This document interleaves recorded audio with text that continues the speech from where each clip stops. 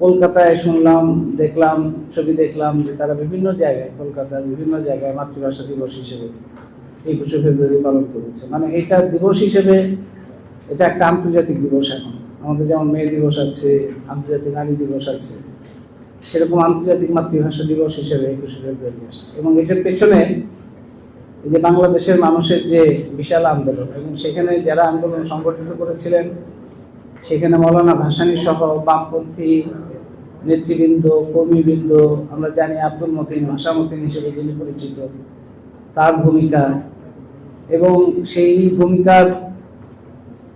সেই আন্দোলনের প্রভাব এত বেশি ছিল যে তৎকালীন পূর্ব পাকিস্তান বা পূর্ব বাংলার রাজনীতির গতিপথই তা বদলে যায়। 54 সালে আমরা যুক্তফ্রন্ট দেখি, যুক্তফ্রন্টের মুসলিম লীগ যে ধরাশায়ী হয় এবং যুক্তফ্রন্টের মাধ্যমে যে নতুন একটা সম্ভাবনা তৈরি হয়, এটার পেছনে ভাষা আন্দোলনের একটা বড় ভূমিকা ছিল। এবং সেই যুক্তফ্রন্টেও মৌলানা ভাসানী ছিলেন অন্যতম পুরোধা। এখন তারপরে মুক্তিযুদ্ধ, 69-এর গণঅভ্যুত্থান, 71-এর মুক্তিযুদ্ধ, সবকিছু হলো। তারপরে 53 বছর আমরা পার করলাম। রাষ্ট্রভাষা হিসেবে বাংলার কি অবস্থা দাঁড়ালো? রাষ্ট্রভাষা হিসেবে তো বাংলা নাই আসলে। কার্যত রাষ্ট্র যে ভাষায় পরিচালিত হয় সেটা হচ্ছে ইংরেজি ভাষা। কারণ আমরা যদি দেখি যে বাংলাদেশের নীতিমালা, বিভিন্ন ধরনের নীতি পরিকল্পনা, আপনি পঞ্চবার্ষিক পরিকল্পনা চিন্তা করেন। পঞ্চবার্ষিক পরিকল্পনা বলে একটা দলিল তৈরি হয় প্রতি 5 বছর পর পর, এবং সেখানে বিভিন্ন ধরনের গবেষক, বিশেষজ্ঞরা কাজ করেন, করে আমাদের পঞ্চবার্ষিক পরিকল্পনা দাঁড় করানো। সেই পঞ্চবার্ষিক পরিকল্পনা কিন্তু তৈরি হয় ইংরেজি ভাষায়।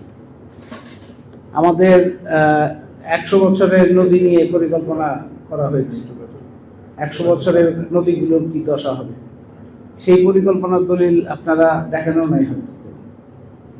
এইটাও একটা বিরাট দলিল, অনেক টাকা পয়সা খরচ করে বিদেশি ঋণ নিয়ে, সেটাও ইংরেজি ভাষা।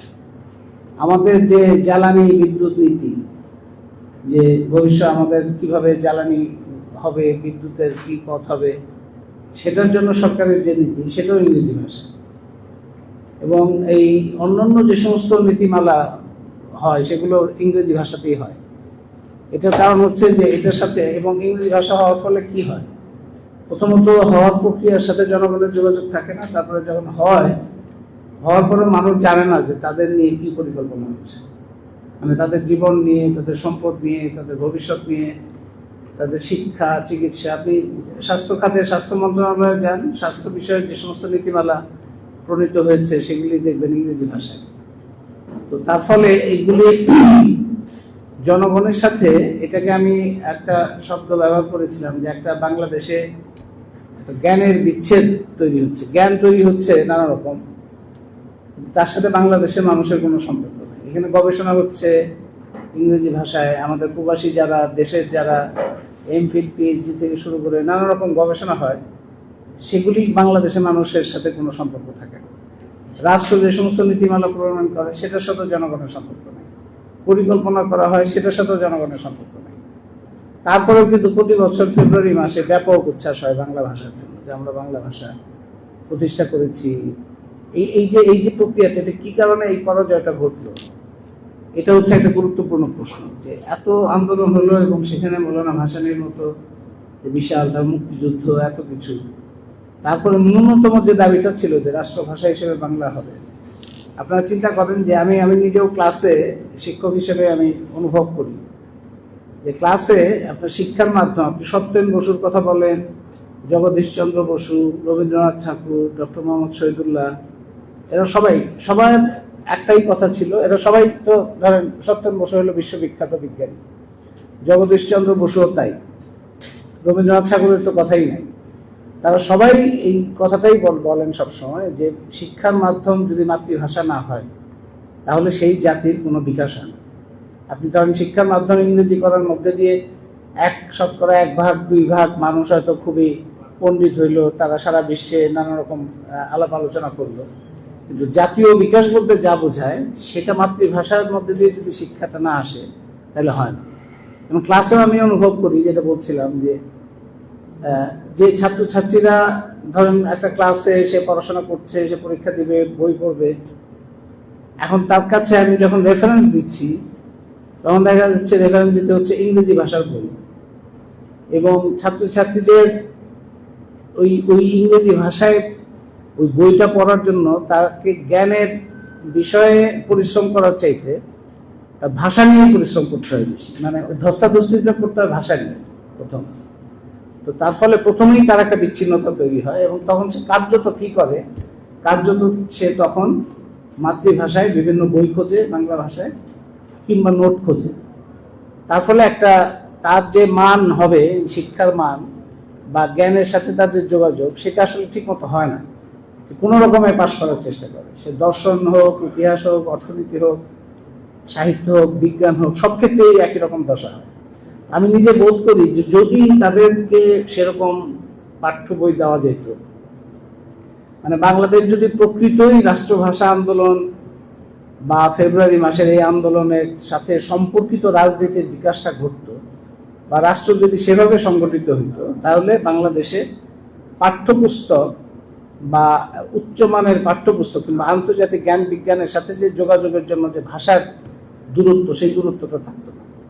আপনি বহু দেশ, আমি ধরেন আমাদের কাছাকাছি দেশ যেগুলো, ইন্দোনেশিয়া কিংবা থাইল্যান্ড, শ্রীলঙ্কা, এটা তো আমাদের কাছাকাছি দেশ, এটা তো কোনো যে বিশাল উন্নতি করে উচ্চ উন্নত দেশ হিসেবে পরিচিত না, কিন্তু তাদেরও যতটা অগ্রগতি হয়েছে যে তার মাতৃভাষায় বই। আমি ইন্দোনেশিয়ার জাকার্তা, আমার মনে আছে, জাকার্তা আমি বইয়ের এলাকায় গেলাম, বইয়ের এলাকায় গিয়ে আমার মনে হলো যে এত ইংরেজি বই, ওদের ভাষার বই। পরে আমি দেখি যে আসলে কোনোটাই ইংরেজি না, সবগুলোই তাদের ভাষারই বই। এবং ইন্দোনেশিয়ান মানুষদের প্রতি রাষ্ট্রের দায়িত্বটা এতটা যে ওখানে CNN, BBC, ন্যাশনাল জিওগ্রাফিক চলছে, সেগুলোর সাথে সাথে তাদের মাতৃভাষায় আবার সাবটাইটেল করে দেওয়া হচ্ছে। তার ফলে মানুষের সাথে জ্ঞানের যে যোগাযোগ, সেই যোগাযোগে কোনো বিচ্ছিন্নতা তৈরি হচ্ছে না, সেটার সাথে একটা অগ্রগতির একটা ছাপ আমরা পাচ্ছি। তো বাংলাদেশে এর মধ্যে দিয়ে এই যে বৈষম্য, আমরা যেটা বলি যে বৈষম্য সৃষ্টির একটা অন্যতম উৎস হচ্ছে এই যে শিক্ষার মধ্যেই তো একটা বিশাল জনগোষ্ঠী তার জ্ঞানের জগৎ থেকে বিচ্ছিন্ন হয়ে যায়, পিছনে পড়ে যায়। তখন তাকে পাল্লা দিতে হয়, যেটা সৈয়দ মুস্তফা আলীর নাম আপনারা জানেন। মুস্তফা আলী বলছিলেন যে, সেই সময় বলছিলেন যে যখন মুসলমানরা এখানে সভ্যতা এখানে ছিল, সমাজ ছিল, তখন গ্রাম আর শহরের মধ্যে তেমন তফাৎ ছিল না। তারপরে ইংরেজরা আসার পরে তারপরে দেখা গেল যে গ্রাম আর শহরের মধ্যে তফাৎ তৈরি হলো, এবং সমাজের মধ্যে ইংরেজি জানলেওয়ালা আর ইংরেজি না জানলেওয়ালা, এইভাবে ভাগ হলো, একটা বিভাজন। ইংরেজি কে জানে আর ইংরেজি কে জানে না, এইভাবে ভাগ হলো। এবং এইটার মধ্যে দিয়ে যে বিভাজনটা তৈরি হলো, সেই বিভাজনটা যদি অব্যাহত থাকে, আপনারা যদি অব্যাহত রাখেন, এটা ধরেন 48-49 সালের কথা, অব্যাহত রাখেন, তাহলে আমাদের স্বাধীনতা বলে কিছু থাকবে না। স্বাধীনতা মানে হচ্ছে যে জনগণের সম্পূর্ণ মালিকানা পুরো জ্ঞানের উপরে। আমরা তো রাষ্ট্র ক্ষমতার কথা বলি, কিন্তু পুরো জ্ঞান চর্চা হচ্ছে, তৈরি হচ্ছে, কি তৈরি হচ্ছে আমরা বাংলাদেশের মানুষ কিছুই জানে না। বাংলাদেশের মানুষ ধরেন নির্বাচন হইলে ভোট দেয়, নির্বাচন তো নাই এখন, তো নির্বাচন হইলে ভোট দেয়, কিংবা একটা দলের পেছনে পেছনে থাকে, কিংবা সেই জনগণের নামেই নানান কিছু হয়, কিন্তু তাদের ওই ক্ষমতার সাথে তার কোনো সম্পর্ক থাকে না। তো এরকম একটা অবস্থা, এই জায়গাগুলো শনাক্ত না করে, ধরেন আমাদের বিদ্যুৎ সমাজ বলতে আমরা যা বুঝি, ইন্টেলেকচুয়াল সোসাইটি, তারাও কিন্তু এই বিষয়গুলো যথেষ্ট প্রশ্ন তোলে না, এবং তারা নিজেরাও, আমি মনে আছে যে কয়দিন আগে অন্তর্বর্তী সরকার হইলো, অন্তর্বর্তী সরকার তো সংস্কার করবে, পরিবর্তন করবে, নানান কিছু, এটা আমরা শুনি। তো সেই পরিবর্তনের সূচনা তো কোনো লক্ষণ থাকতে হবে, কোথাও না কোথায়, কি কি ধরনের পরিবর্তন, কোথায় পরিবর্তন হচ্ছে, এটার লক্ষণটা আমরা এখন পর্যন্ত বুঝি নাই, যে পরিবর্তনটা কোথায় হলো। আপনার ধরেন শ্রমিকদের উপরে গুলি করা, কিংবা বিভিন্ন ধরনের নীতিমালা প্রণয়ন করা, তারপরে জ্বালানি খাত নিয়ে, বিদ্যুৎ খাত নিয়ে নানা রকম তৎপরতা, কিংবা পুলিশি বিভিন্ন ধরনের তৎপরতা, শিক্ষকদের উপরে আক্রমণ, পুলিশি আক্রমণ।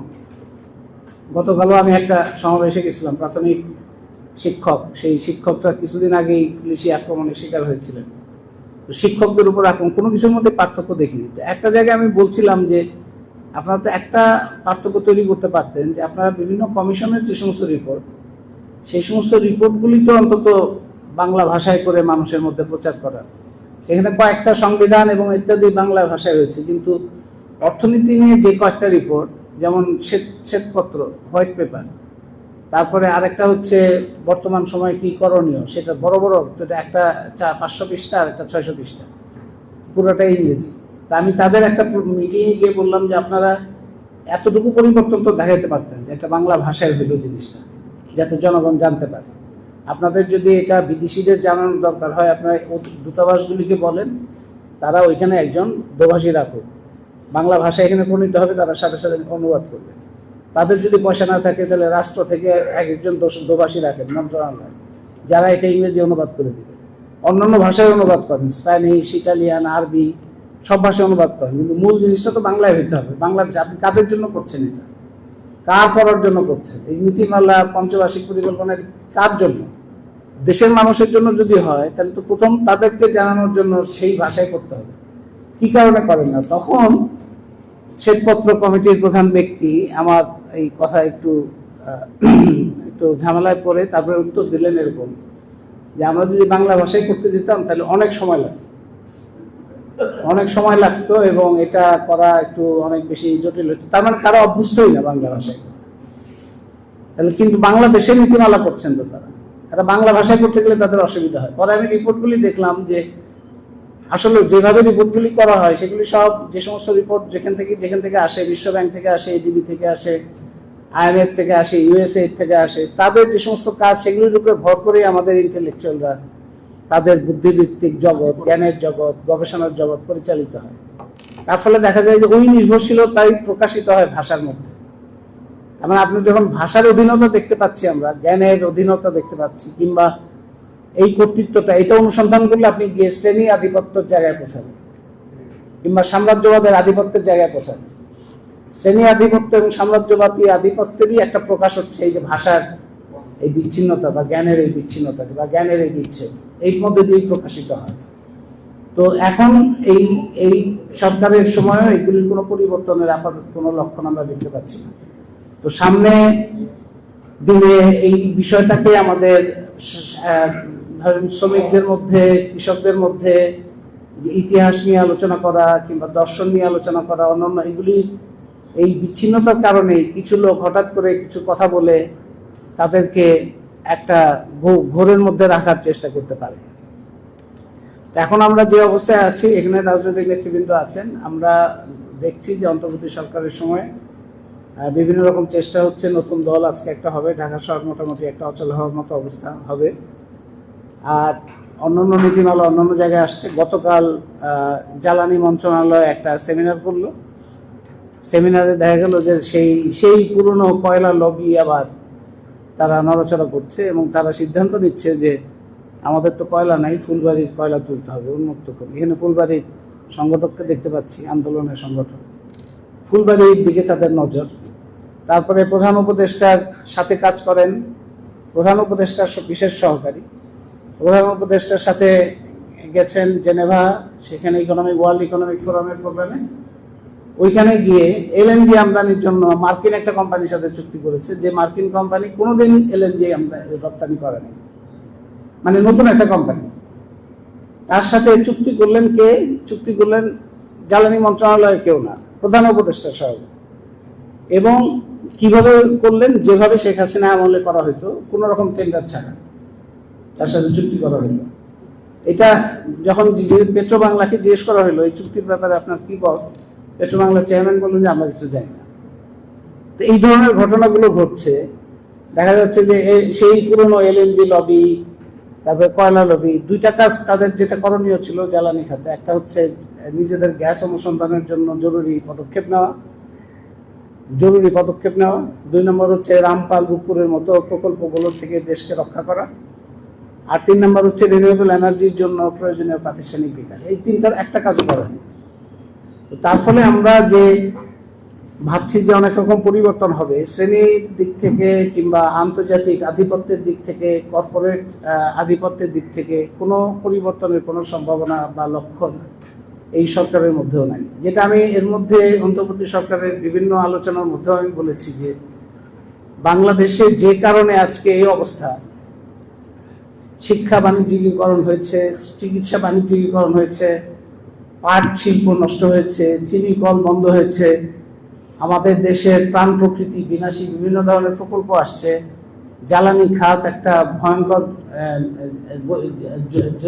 জটিলতার মধ্যে পড়েছে, তারপরে ব্যাংকিং খাত, অর্থকরী খাত একটা লুণ্ঠনের ক্ষেত্রে পরিণত হয়েছে। এগুলি যে সমস্ত নীতি এবং কর্মসূচির মধ্যে দিয়ে এই খাতগুলোর এই সর্বনাশ হয়েছে, সেগুলির পেছনে আপনি যদি খুঁজতে যান, আপনি ধরেন ওয়াসার পানির দাম বাড়ানো চলবে না, আমরা বললাম কিন্তু আপনি যদি খোঁজেন, কিন্তু রেলওয়ে কেন রেলওয়ে বিকশিত হয়নি, সবগুলো যদি আপনি খোঁজেন, কি কারণে ইউক্যালিপটাস একাশিয়া গাছে সারা দেশ ভরে গেল আমাদের ফলের গাছের জায়গায়। এই প্রত্যেকটা জায়গায় যদি আপনি খোঁজেন, তাহলে হয় বিশ্ব ব্যাংকে পাবেন, বিশ্ব ব্যাংকের প্রকল্প, নইলে এশিয়ান ডেভেলপমেন্ট ব্যাংকের প্রকল্প পাবেন, নইলে IMF এর শর্ত পাবেন, এবং তার সাথে বাংলাদেশের কিছু ব্যবসায়ী গোষ্ঠীর তৎপরতা পাবেন। তাইলে এই যে ধরনের অর্থনৈতিক নীতি, পরিকল্পনা, কর্মসূচির কারণে বাংলাদেশের আজকের এই দশা, সম্পদের কেন্দ্রীভবন, বৈষম্য বৃদ্ধি, তারপরে পরিবেশ বিনষ্টি, এবং সর্ব স্তরে মানুষের, সংখ্যাগরিষ্ঠ মানুষের জীবন মানের মধ্যে একটা ভয়ঙ্কর রকম বঞ্চনা এবং বৈষম্য বৃদ্ধি, সবগুলো যে সমস্ত নীতি এবং পরিকল্পনা, প্রকল্প বা যে ধরনের প্রতিষ্ঠানের কর্তৃত্বের মধ্যে দিয়ে তৈরি হইল, সেই প্রতিষ্ঠানের কর্তৃত্ব অস্বীকার না করে কি ধরনের পরিবর্তন হবে? ওই প্রতিষ্ঠানগুলি যদি কর্তৃত্বে থাকে, তাহলে তো নীতিগুলি একই রকম হবে, কর্মসূচিগুলি একই রকম হবে। তো সেইটাই অন্তর্বর্তী সরকারের যে কর্মপদ্ধতি বা কাজ, সেটার মধ্যে এগুলির ব্যাপারে কোনো পরিবর্তনের আমরা কোনো সম্ভাবনা দেখতে পাচ্ছি না। এখন আমরা নানা রকম কথাবার্তা শুনি, ডানপন্থা, বামপন্থা, মধ্যপন্থা, এই সমস্ত নানা রকম আওয়াজটা শোনা যায়, সভ্যতা রাষ্ট্র ইত্যাদি, কিন্তু মূল কাজটা কি হবে, নীতিগুলি কি হবে, জনগণের জন্য যেগুলি প্রয়োজন, শিক্ষা, চিকিৎসা, জ্বালানি, বিদ্যুৎ, নদী নালা, খাল বিল, বন ইত্যাদি বিষয়ে কি হবে, কিংবা রাষ্ট্রের যে সমস্ত রাষ্ট্রের উপরে জনগণের কর্তৃত্ব, সেটা কিভাবে হবে, সেই জায়গাটা আলোচনা অনুপস্থিত। তো সেই কারণেই এই ইতিহাসটা আমাদের যেমন বারবার এই যে উদ্ধার করা দরকার, ইতিহাসের মূল জায়গাগুলো, এবং আমাদের বিজয়ের জায়গা যেরকম দেখা দরকার, পরাজয়ের জায়গাটাও দেখা দরকার, আমাদের পরাজয়টা কোথায় কোথায় হইল, এবং আমরা এখন পরিস্থিতি কিসের মধ্যে আছি, কোন কোন লড়াইয়ের মধ্যে যেতে হবে। সেই ক্ষেত্রে মৌলানা ভাসানী বিষয়টাকে মনে রাখা, মৌলানা ভাসানীর অভিজ্ঞতা, কাজ, আন্দোলন, সংগ্রাম, এবং তিনি যা করেছিলেন এবং সেখান থেকে যত ধরনের বিচ্যুতি হয়েছে, সেগুলো আমাদের পর্যালোচনা, আলোচনার মধ্যে বারবার আনা দরকার। সেই জন্য আমি মৌলানা ভাসানী পরিষদ আরও সক্রিয় হবে, সেটি আমি আশা করি। এবং এই যে বিষয়গুলি আমি বললাম, এগুলো প্রত্যেকটাই আলাদা আলাদাভাবে অনেক আলোচনা, বিশ্লেষণের দাবি রাখে এবং রাজনৈতিক কর্মসূচিরও দাবি রাখে। তো সেটার ক্ষেত্রে মৌলানা ভাসানী পরিষদের কাজ নিশ্চয়ই সহায়ক হবে, এবং রাজনৈতিক নেতৃবৃন্দ যারা আছেন তাদেরও ভূমিকা পালনের ক্ষেত্রে ঐক্যবদ্ধভাবে এবং এককভাবে ভূমিকা পালনের ক্ষেত্রে সহায়ক হবে। আমি এটা বলেই আমার বক্তব্য এখনকার মতো এখানে শেষ করছি। ধন্যবাদ।